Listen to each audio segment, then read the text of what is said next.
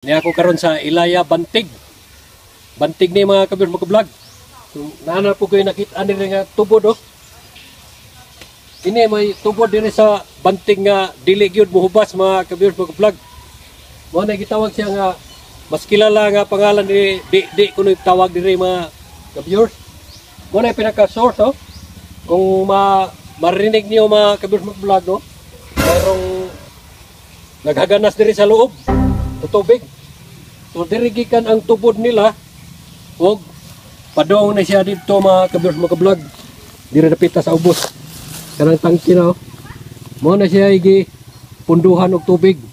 Diri na siya gikuha. Diha na siya gikuha ang tubig. Unya padulong diri sa tangki nga dako.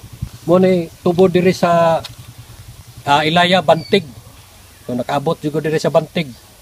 Tungod kay minang naiganyo ko sa tubo diri nga walay hubas-hubas. Mo na gi punduhan nila tubig diri napita mga kabir vlog.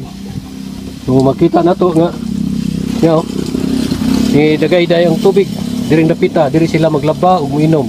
Mo na mga kabir vlog oh, malamig pala. So diri sila napita maglaba unya muinom og tubig diri sila magkaos. Mo na gitawag og tubod nga tawag di kuno tawag din. Mas kilalang di diri sa Ilaya Bantig. So tilawan na to mga ka-viewers mga vlog. Pero okay magkani ma'am. O aprobado ko na sa DOE.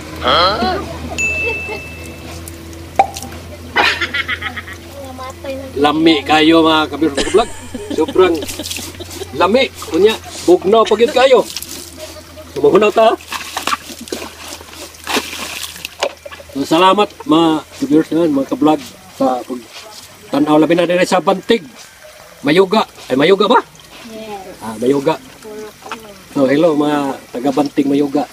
Nakaari na gyud ko sa inyong lugar. Nakangari ko sa inyong tubod nga walay hubas-hubas.